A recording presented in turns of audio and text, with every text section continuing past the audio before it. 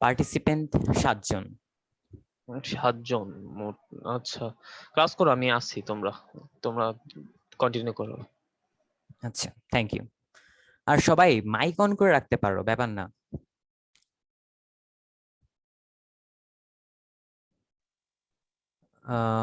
ওকে, হ্যাঁ, আর কার কার বলার বাকি ছিল? ভাইয়া আমার বলা বাকি আছে। কে, মাহির ফয়সাল? জি ভাইয়া। হ্যাঁ, বলো।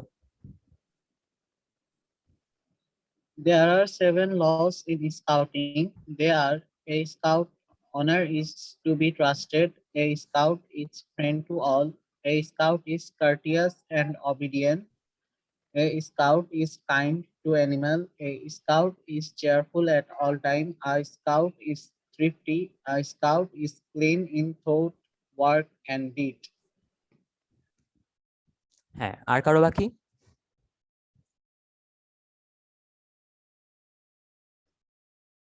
ওকে, আর কারো বাকি নেই, মেবি কন্টিনিউ করি।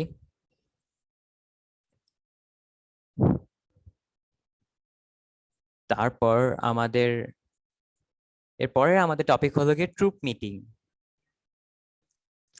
কেউ আমাকে ট্রুপ মিটিং এর এক্সাক্ট সংজ্ঞাটা বলতে পারবা?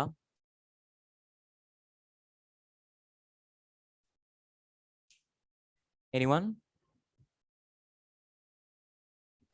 ভাইয়া আমি বলবো? মাহির ফয়সাল? জি ভাইয়া। হ্যাঁ, বলো। সপ্তাহে একটি নির্দিষ্ট দিনে নির্দিষ্ট স্থানে নির্দিষ্ট সময়ে স্কাউটদের 60 থেকে 90 মিনিটের যে কার্যক্রম পরিচালিত হয় তাকে গ্রুপ মিটিং বলে।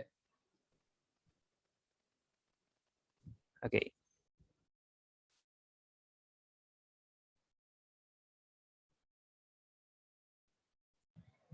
আচ্ছা, তো কি?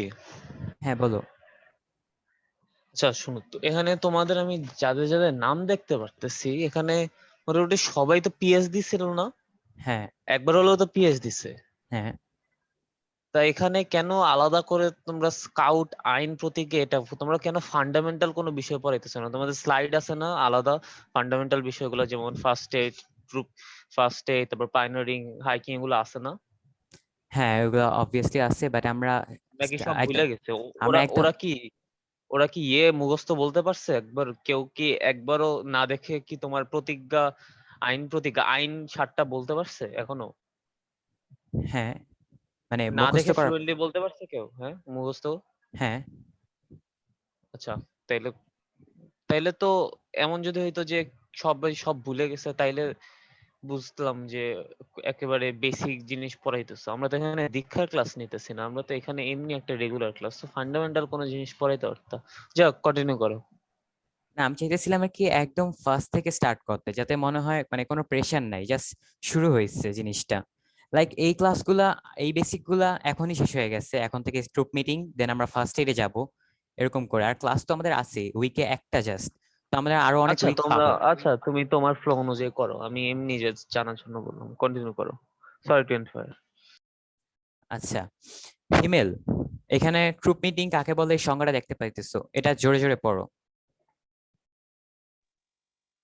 সপ্তাহের নির্দিষ্ট দিনে নির্দিষ্ট স্থানে নির্দিষ্ট সময় 60 থেকে 90 মিনিটের যে স্কাউট কর্মসূচি অনুষ্ঠিত হয়ে থাকে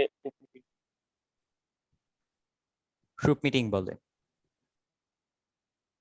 আচ্ছা, সো আই গেস তোমরা এখন সবাই জানো গ্রুপ মিটিং কাকে বলে। এখানে আমরা একটা গ্রুপ মিটিং এর নমুনা কর্মসূচি দেখতে পাইতেছি। কর্মসূচিটা একটু লং, এই যে এই পর্যন্ত। এখানে একটা 60 মিনিটের গ্রুপ মিটিং এর কর্মসূচি দেওয়া হয়েছে, 90 মিনিটে হইতে পারে, তখন ইচ এন্ড এভরি ওয়ান কাজগুলার টাইম আরেকটু বেড়ে যাবে। তো আমরা এটার ডিটেইলসে যাব না, তোমরা এই চারটাই, তোমাদের সবার কাছে কি আমাদের জানার জন্য আছে? জি ভাইয়া। জি ভাই জি আছে। ভাইয়া। আচ্ছা, বেসিক্যালি আমরা এখন যা যা শিখতেছি এগুলা সবগুলাই আমাদের জানার জন্য বইটার মধ্যে ভালো মতো আছে। বাট আমি যদি তোমাদেরকে এখন এগুলা পড়তে বলি, তোমরা হয়তো আজকে পড়বা, কালকেও পড়বা, কিন্তু পরশুদিন পড়বা না। সো আমরা এখানে জিনিসটাকে ক্লিয়ার করে মুখস্থ করে শেষ করে ফেলতে চাইতেছি, শেষ এতটুকুই। আর জাস্ট আর জাস্ট মানে 80 মিনিটই, এক সপ্তাহে 80 মিনিট ব্যয় করা যায়, ব্যাপার না। আচ্ছা, এই চ্যাটটা এভাবে এখন পড়ানো সম্ভব না, এই চ্যাটটা তোমরা দেখে নিও আমাদের জানার জন্য থেকে, বা ইয়াতে মেবি সার্ভিস বইয়ে মেবি পারবা এটা। আচ্ছা, ট্রুপ মিটিং কোথায় ও কিভাবে অনুষ্ঠিত হয়? ট্রুপ মিটিং পতাকা দণ্ডের সামনে অশ্বক্ষুরাকৃতিতে দাঁড়িয়ে অনুষ্ঠিত হয়। কেউ কি আমাকে বলতে পারবা অশ্বক্ষুরাকৃতি কি?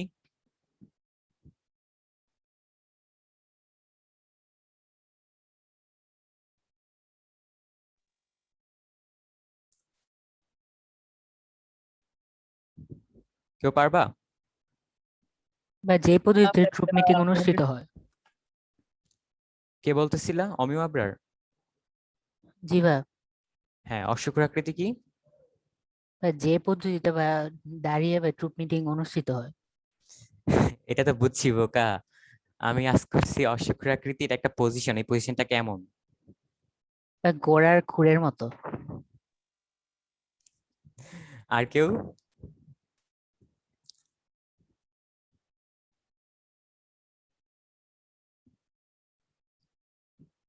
ও আচ্ছা, বাই দ্য ওয়ে, তোমাদের যদি কারো বোর লাগে আমাকে বলতে পারো, আমি কয়েক মিনিটের জন্য বা 5 মিনিটের জন্য আমরা পড়াটা অফ করে অন্য কিছু বলতে পারি বা গল্প করতে পারি, মানে নেক্সট ক্লাস থেকে। আজকে ক্লাসটা আমরা ঢিলা ঢালা দিতেছি, সেখানে আমার মনে হয় না কোনো ব্রেকের প্রয়োজন আছে। ওকে, প্রাথমিক প্রতিবেদন। আচ্ছা, আমরা যখন যেই টপিকগুলো পড়তেছি এগুলার জাস্ট বেসিক গুলা পড়তেছি, মানে জেনারেল নলেজ। আমরা এখন প্র্যাকটিক্যাল নলেজ কিছু দেখবো না আজকে, প্র্যাকটিক্যাল নলেজ মেবি পরের ক্লাস বা এর পরের ক্লাসের পরের ক্লাস থেকে দেখাইতে পারি। First aid. তো প্রাথমিক প্রতিবিধানের সংজ্ঞা আমাকে কে বলবে ভালো মতো, একদম পুরাটা ভালো মতো পারবে কে?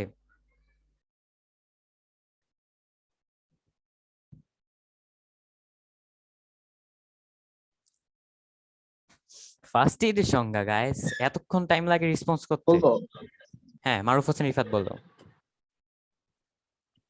কোনো দুর্ঘটনায় কবলিত ব্যক্তিকে ডাক্তারের কাছে নেওয়ার পূর্বে তার অবস্থার যেন উন্নতি হয় অথবা অবনতি না হয় সেই উদ্দেশ্যে হাতের কাছে যা কিছু পাওয়া যায় তার সাহায্যে ঘরে বসে যে চিকিৎসা প্রদান করা হয় তাকে প্রাথমিক প্রতিবিধান বা ফার্স্ট এইড বলা হয়। গুড। আর কেউ?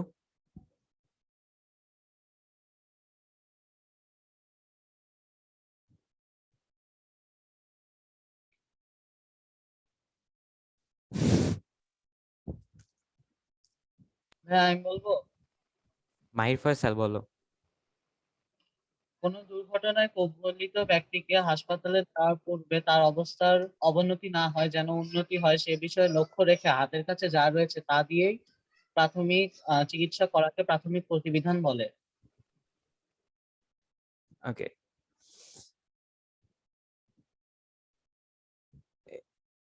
এখানে ফার্স্টে একটা নীল কালি দিয়ে একটা সংজ্ঞা আছে, এই সংজ্ঞাটা ভালো লাগে না, এই সংজ্ঞাটা না, তোমরা সবাই এই সংজ্ঞাটা দিবা, রেড মার্কিং।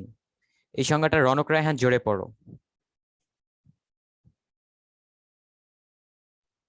কোনো অসুস্থ বা দুর্ঘটনায় কবলিত ব্যক্তিকে ডাক্তারের কাছে নিয়ে যাওয়ার পূর্বে বা ডাক্তার আসার পূর্বে রোগীর অবস্থা উন্নতি ঘটানোর জন্য বা আর যাতে অবস্থার অবনতি না হয় সে জন্য হাতের কাছে যা কিছু পাওয়া যায় তা দিয়ে যে ব্যবস্থা গ্রহণ করা হয় তাকে প্রাথমিক প্রতিবিধান ফার্স্ট এইড বলে।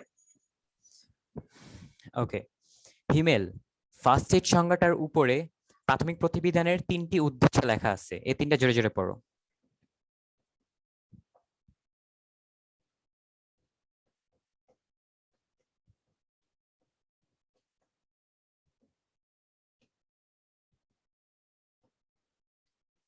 হিমেল? হ্যাঁ, হিমেল তো নাই।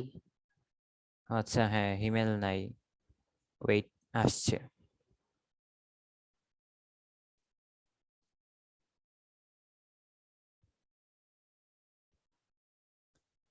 হিমেল,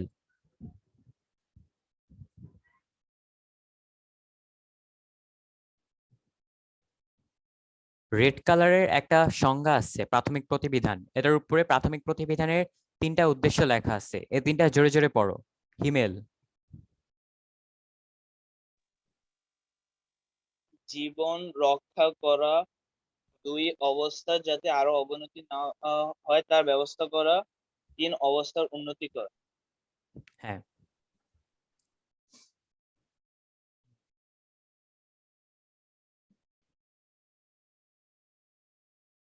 হিমেল আমাকে সংজ্ঞাটা বলো তো প্রাথমিক প্রতিবিধানের। কোনো অসুস্থ বা দুর্ঘটনায় কবলিত ব্যক্তিকে ডাক্তারের কাছে নিয়ে যাওয়ার পূর্বে তার অবস্থা যাতে অবনতি না হয় এবং অবস্থা যাতে উন্নতি হয় সেজন্য হাতের নাগালে যা কিছু আছে তা দিয়ে এ, যে ব্যবস্থা গ্রহণ করা হয় তাকে প্রাথমিক প্রতিবিধান। হ্যাঁ, আচ্ছা বাকিরা পারবা।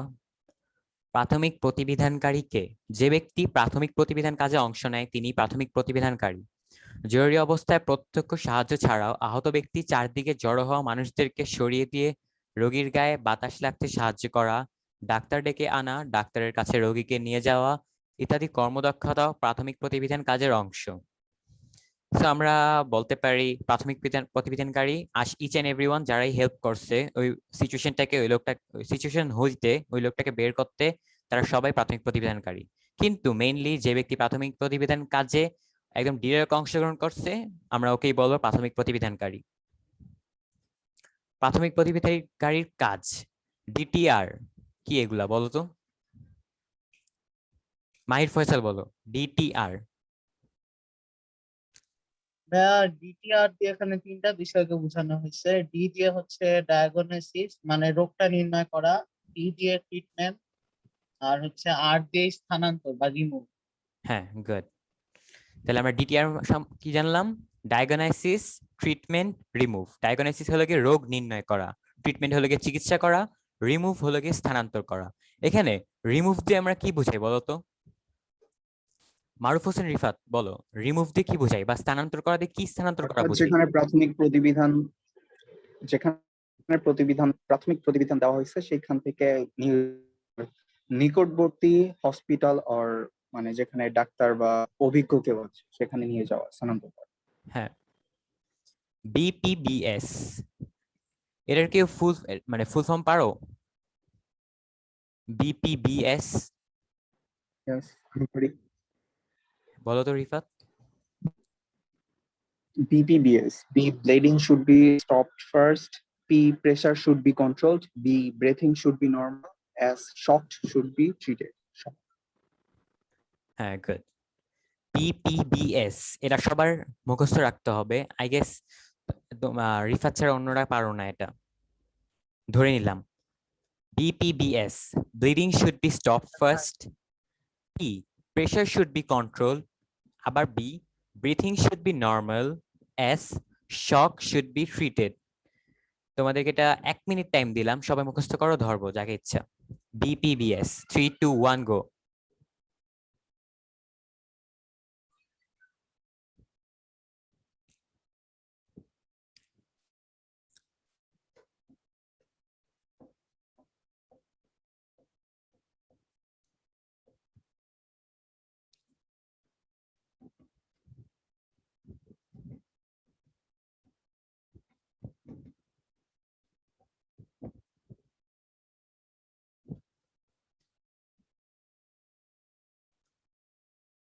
Times up. রনক বলো। Bleeding should be stopped first. Pressure should be controlled. Breathing should be normal. Shock should be treated. অমিয় আবরার বলো। PPBS. B, bleeding should be stopped first. P, pressure should be controlled. B, breathing should be normal. S, shock should be treated. Okay, good.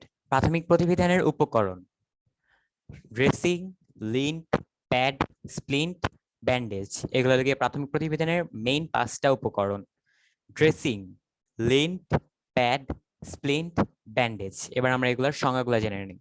Dressing, ক্ষতস্থানকে জীবাণুমুক্ত ও পরিষ্কার রাখার জন্য যে ব্যবস্থা নেওয়া হয় তাকে ড্রেসিং বলে। সবাই পারবা? জি ভাই, হ্যাঁ। পারবো। আচ্ছা, এই 5টা সংজ্ঞা একবারে পড়তেছি, দেন যাকে ইচ্ছা যেটা আস্ক করব। লিন্ট ক্ষতস্থানে লাগানোর জন্য জীবাণুমুক্ত ও ওষুধযুক্ত একখণ্ড কাপড়কেই লিন্ট বলে। ক্ষতস্থানে লাগানোর জন্য জীবাণুমুক্ত ঔষধযুক্ত একখণ্ড কাপড়কেই লিন্ট বলে। ডান?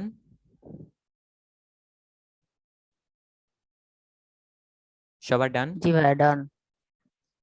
ওকে। প্যাড ক্ষতস্থানকে আরামপ্রদ রাখার জন্য ব্যান্ডেজের নিচে তুলা বা অন্য কোনো নরম কাপড় দ্বারা আরাম অনুভবের জন্য যে নরম কাপড় বা গদি ব্যবহার করা হয় তাকে প্যাড বলে।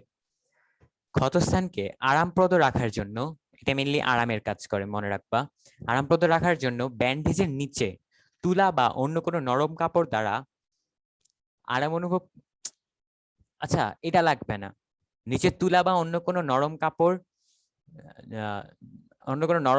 বা গদি ব্যবহার করা হয় তাকে প্যাড বলে। তাহলে আমরা এই যে মাঝখানে একটা আরাম অনুভব এর জন্য আছে না, এটা এতটুকু বাদ দিব, আরাম অনুভবের জন্য এটা বাদ দিব। ক্ষতস্থানকে আরামপ্রদ রাখার জন্য ব্যান্ডেজের নিচে তুলা বা অন্য কোনো নরম কাপড় বা গদি ব্যবহার করা হয় তাকে প্যাড বলে। সবার ডান? এই যে আমি যতটুকু হাইলাইট করে রাখছি জি ভাইয়া এতটুকু ডান। বাদ। সবার ডান? জি ভাইয়া হ্যাঁ। ডান। তাহলে আমরা কি জানলাম? Dressing, lint, pad. Bandage, lint, pad, splint. যথাস্থানে রাখার জন্য যে পট্টি বা আবরণ দেওয়া হয় তাকেই ব্যান্ডেজ বলে। Lint, pad, স্প্লিন। আমাকে কি শোনা যাচ্ছে? তো কি হ্যাঁ শোনা যাচ্ছে আমাকে? হ্যাঁ ক্লিয়ারলি। আচ্ছা শোন, তোর প্যাডের তুই যে সংজ্ঞাটা বললি এটা আরাম অনুভবের জন্য, এটা বলতে হয় আরামদায়ক এবং নিরাপদ রাখার জন্য, ঠিক আছে? নিরাপদ ওয়ার্ডটা কি এই সংজ্ঞাতে নাই এখানে? না, না, এখানে নিরাপদ ওয়ার্ডটা অ্যাড করবি, ঠিক আছে? তাহলে আরাম অনুভবের জন্য এটা থাকবে। নিরাপদ এবং আরামদায়ক করার জন্য বলতে পারোস। কিন্তু উপরে তো এক একবার কথায় আছে। তো না, কমফোর্ট ফিল করার জন্য না? হ্যাঁ হ্যাঁ, কি ওই যে উপরে তো কমফোর্ট একবার ফিল করার, আছে আরামপ্রদ রাখার জন্য, তাহলে কি নেক্সট আমরা এগেইন দিব আরাম অনুভব করার এর জন্য? ওই তো একটা বাদ যাবে, হ্যাঁ কিন্তু নিরাপদ ওয়ার্ডটা অ্যাড করতে হবে, কারণ তুমি খুব আরাম পাচ্ছ কিন্তু উপর থেকে একটা মশা এসে কামড় দিল, তাহলে তো হলো না, ঠিক আছে? আচ্ছা, তাহলে আমি সবাইকে আরেকবার ক্লিয়ার করি, একদম ইজি। ক্ষতস্থানকে আরামপ্রদ ও নিরাপদ রাখার জন্য ব্যান্ডেজের নিচে তুলা বা অন্য কোনো নরম কাপড় বা গদি ব্যবহার করা হয় তাকেই প্যাড বলে। ওয়েট, আমার ওয়েবক্যাম মেসড আপ হয়ে গেছে। হ্যাঁ, তাহলে আমরা দ্বারা আরাম অনুভবের জন্য যে নরম কাপড় এতটুকু বাদ দিব, আর আরামপ্রদ রাখার এরপর একটা নিরাপদ অ্যাড করব। শেষ। আর স্প্লিন্ট হলো গিয়ে শরীরের হাড় ভেঙে গেলে তা জোড়া লাগানোর জন্য ব্যান্ডেজের নিচে যে চটা বা পাতলা কাঠ ব্যবহার করা হয় তাকেই স্প্লিন্ট। অনেকে লিন্ট আর স্প্লিন্টের মধ্যে গুলায় ফেলে। লিন্ট হলো গিয়ে কাপড়, স্প্লিন্ট হলো গিয়ে একটা কাঠ বা চটা। আর এই কাঠ বা চটাটা শরীরের হাড় ভেঙে গেলে তার জোড়া লাগানোর জন্য ব্যান্ডেজের নিচে রাখা হয়। এই যে তোমরা সবাই ছবি দেখতে পাইতেছো, টাইমটা এরকম বা আরেকটু ছোট হয় অনেক সময়। ওকে, স্প্লিন্ট সবার ডান? জি ভাইয়া ডান। আচ্ছা, ব্যান্ডেজ হলো গিয়ে উপরের যে আমরা তিনটা পড়ছি এগুলাকে একসাথে রাখার জন্য ব্যান্ডেজ। লিন্ট, প্যাড, স্প্লিন্ট কে যথাস্থানে রাখার জন্য যে পট্টি বা আবরণ দেওয়া হয় তাকেই ব্যান্ডেজ বলে। ওকে, তাহলে আমরা পাইলাম dressing, lint, pad, splint, bandage. হ্যাঁ, আমাকে অমিয় আবরার বলো স্প্লিন্ট। শরীরের হাড় ভেঙে গেলে জোড়া লাগানোর জন্য ব্যান্ডেজের নিচে যে চটা বা পাতলা কাঠ ব্যবহার করা হয় তাকে স্প্লিন্ট বলে। হ্যাঁ, মাহির ফয়সাল প্যাড। প্যাড বলবো। হ্যাঁ, ক্ষত স্থানকে আরামপ্রদ ও নিরাপদ রাখার জন্য ব্যান্ডেজ এর নিচে তুলা বা অন্য কোনো কাপড় দ্বারা গদি ব্যবহার কাপড় দ্বারা অন্য কোনো কাপড় বা গদি ব্যবহার করা হয় তাকে প্যাড বলে? মারুফ হোসেন রিফাত, লিন্ড। জীবাণুমুক্ত ও ঔষধযুক্ত একখণ্ড কাপড়ই লিন্ট। আচ্ছা, ওকে। তারপর হলো গিয়ে আমরা পড়ব টুর্নিকেট। সাপে কাটার পর ক্ষতস্থানের নিচে এবং উপরে বাঁধন দেওয়া হয়। এই বাঁধন মজবুত করার জন্য একটি ছোট কাঠি বা লাঠি ব্যবহার করা হয়, সেটাই টুর্নিকেট। মানে সাপ কাটার পর একটা ধরো এখান থেকে এখানে এই জায়গা পর্যন্ত একটা জায়গা, মানে যেখানে সাপটা কাটছে এর উপরে এন্ড নিচে বোথ সাইডে আমরা দুইটা মানে রশি দিয়ে বা যে কোনো কিছু দিয়ে কাপড় দিয়ে বাঁধবো। ওই বাঁধটা যাতে টাইট থাকে ওটার জন্য একটা ছোট একটা কাঠি ব্যবহার করা হয় বা লাঠি, ওই একই, ওইটাকে টুর্নিকেট বলে। সো টুর্নিকেট সবসময় মনে রাখবা সাপ কাটার জিনিসটা দিয়ে। সাপ কাটার পর ক্ষতস্থানের নিচে এবং উপরে বাঁধন দেওয়া হয়, এই বাঁধন মজবুত করার জন্য একটি ছোট লাঠি বা কাঠি ব্যবহার করা হয়, সেটাই টুর্নিকেট। ওকে, দ্যাটস ইট, পারবা এটা। স্লিং। সাধারণ অর্থে স্লিং মানে হলো গিয়ে ঝুলানো। হাড় ভেঙে গেলে যে পদ্ধতিতে জোড়া লাগানোর জন্য ঝুলানো হয় সেটাই স্লিং। মানে কোনো কিছু ভাঙলে আমরা যেটা দিয়ে মানে যেই পদ্ধতিটা ইউজ করে মানে ঝুলায় রাখি জিনিসটাকে, ওইটাই স্লিং। স্লিং 3 প্রকার: আর্ম স্লিং,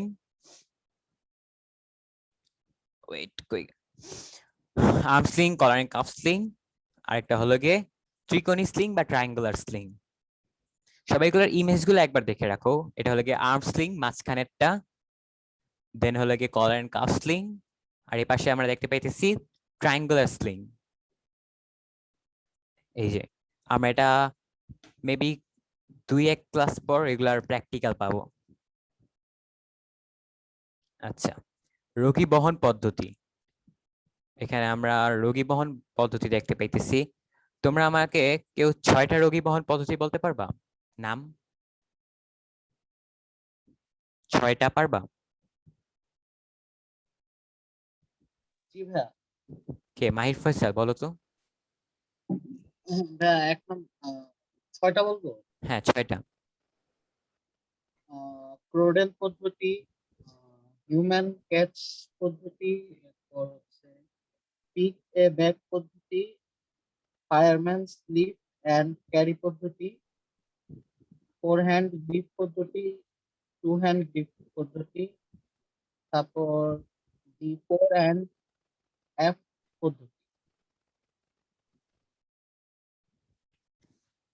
আচ্ছা, এনাফ, চলবে, ভালো বলছো। ওকে, সো দেখো, রোগী বহন পদ্ধতি আমরা যতটুকু আমাদের যতটুকু এখন জানার ওইখানে হলো কি আমরা 6টা জানবো। ফার্স্টের ইমেজটা দেখো, হিউম্যান ক্র্যাচ। ধরো কোন একজনের একটা পা ব্যথা পাইলো, দেন আমরা ওর হাতটাকে আমাদের শোল্ডার উপর রেখে ওই একটা হাত মানে ওই একটা পাকে আমাদের একটা পায়ের সাথে রেখে আমরা জিনিসটাকে মানে ওকে নর্মালি হাঁটতে সাহায্য করব। এটা হলো একদম বেসিক রোগী বহন পদ্ধতির সবচেয়ে মানে বেসিকটা। যেমন আমরা অনেকেই ফুটবল খেলি, ফুটবল খেলার সময় ইনজুরি হইলে আমরা সবাই এটা ডেইলি লাইফে দেখতে পাই, হিউম্যান স্ক্র্যাচ পদ্ধতিটা। তারপর সেকেন্ড ইমেজে দেখো পিকা ব্যাক। পিকা ব্যাক অনেক সময় অনেকে এমনি মজা করেই নেয়, দেখতে পাই আমরা। পিকা ব্যাক হলো কি জাস্ট নর্মালি পিঠের উপর মানে ধরো আমরা দাঁড়ায় থাকলাম, মানে দৌড় দিয়ে আসলে ও তো আর দৌড় দিতে পারবে না, ও আসতে আসবে বা অবভিয়াসলি আমরা নিচু হব, দেন পিঠে নেওয়া, এটা হলো কি পিকা ব্যাক। তারপরে হলো গিয়ে 3 হাতের আসন। এখানের মধ্যে একজন 2টা হাত ইউজ করবে, একজনের 2টা হাত, আর বাকি আরেকজন আর আরেকজন আরো 2টা হাত। এটা হলো গিয়ে 3 হাতের আসন। ওয়েট, হ্যাঁ, ওয়েট, এটা কি ইমেজ ভুল আছে নাকি?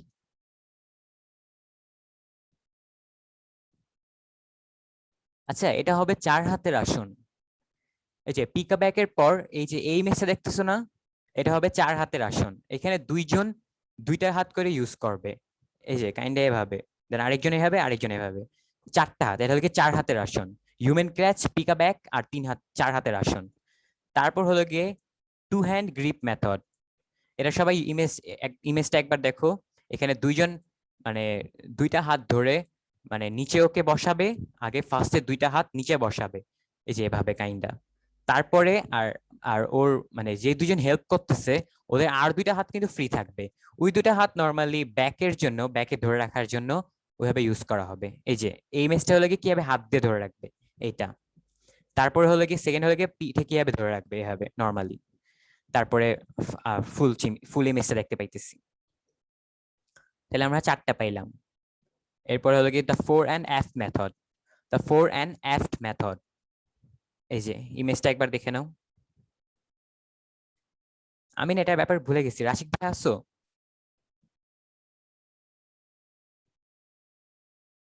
রাশিক ভাইয়া,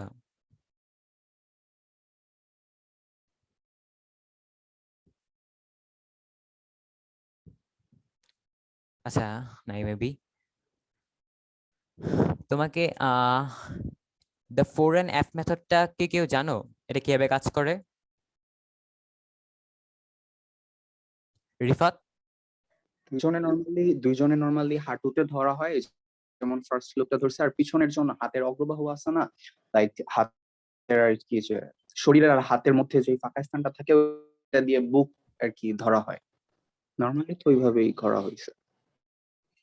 হ্যাঁ মেবি। আচ্ছা আরেকবার বোঝাও, সবাই ওর কথাটা ক্লিয়ারলি শুনো। রিফাত এগেইন। নর্মালি এই যে যেমন ফার্স্ট লোকটা যেভাবে ধরছে রোগীকে হাঁটুর নিচ দিয়ে, মানে দুই হাঁটু জড়ায়া ধরছে, এন্ড আরেকজন হাঁটুর পিছন দিক থেকে আর উপরে যে বুকটা আছে বুকটা আর কি যে বগলের নিচ দিয়ে হাতের যে অগ্রবাহুটা আছে, তো অগ্রবাহুর নিচ দিয়ে আর কি জড়ায়া ধরতে হয় যাতে আর কি লোকটা পড়ে না যায়। এবং এটা সম্ভবত মেবি কোমরের নিচে কোনো আর কি কোমরের নিচে ক্ষতি আর সমস্যা হলে তখন এইভাবে রোগী বহন করা হয়। ওকে, আমরা এটা জানলাম। সো আমরা 5টা পাইলাম। এরপর হলো গিয়ে লাস্ট ফায়ারম্যানস লিফট অ্যান্ড ক্যারি। এটা অনেকে ট্রাই করতে পারো বাসায় আরেকজন ফ্রেন্ড আসলে। এটা আমরা ফার্স্ট যেদিন জানছিলাম শিখছিলাম একদিন ইয়াতে স্কাউট ক্লাসে ট্রুপ মিটিং গ্যারেজের নিচে মেবি। ওই যে আগে স্কাউটের যে 27 নাম্বার দলের যে একটা ইয়া ছিল যেখানে দেন বিএনসিসি নিল, ওই জায়গাটার সামনে আর কি, গ্যারেজটার মধ্যে কলেজ ভবনের ওইখানে আমরা জানলাম। তারপরে যখন এটা শিখছি মেবি হাসিব ভাই ওরা শিখাইছিল, যখন শিখছি এরপর আমরা পুরো পাগল হয়ে গেছি। এই তো আমি তোকে নিবো, আমি তোকে নিবো। এটা ট্রাই করো বাসায় কোনো ফ্রেন্ড আসলে, fireman's lift and carry. Okay, so আমাদের এটা হইলো। দেন হলো গিয়ে পায়োনিয়ারিং। সো আমরা মেবি 20টা পেজ শেষ করছি আজকে এই বেসিক স্লাইডটার। আচ্ছা আজকে তোমাদেরকে আর পড়াবো না, এতটুকুই। কেউ কি গল্প করতে চাও নাকি লিভ নিতে চাও? এই সবাই একটা কথা বলো তো, এখানে আমরা কয়জন আছি? 7জন। সবাই বলতো লাস্ট আর্জেন্টিনা ব্রাজিল ম্যাচটার মধ্যে কে কোন টিম ছিল? একদম to be honest. Amiya Abrar বলো। ভাইয়া ব্রাজিল। কি ভাই রনক রায়হান? আর্জেন্টিনা। অমিয় আবরার আর্জেন্টিনা। রনক? ভাইয়া ব্রাজিল। হিমেল? ব্রাজিল। মাহির ফয়সাল? ভাইয়া ওর তো ছবিতেই ব্রাজিল। আচ্ছা হ্যাঁ হ্যাঁ হ্যাঁ। আর কে? রিফাত? Obviously Brazil. রাশিক ভাইয়া? আচ্ছা রাশিক ভাই মেবি বিজি। আমিও ব্রাজিল। তাহলে এখানে মেবি একজন জাস্ট আর্জেন্টিনা না? অমিয় আবরার। জি ভাইয়া একজন খালি। আচ্ছা ওকে, সো আজকের ক্লাস আমরা এখানে এন্ড করব। আমাদের মিটিং এর আর 9 মিনিট আছে। তোমরা কেউ কিছু বলতে চাও নাকি লিভ নিতে চাও?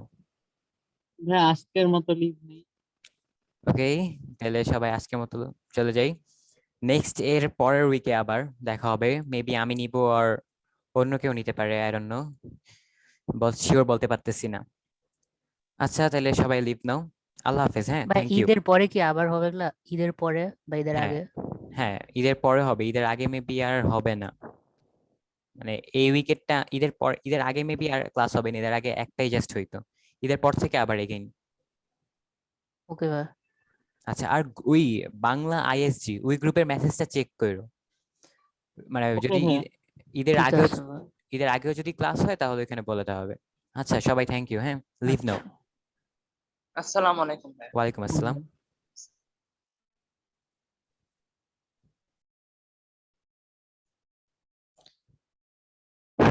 Okay.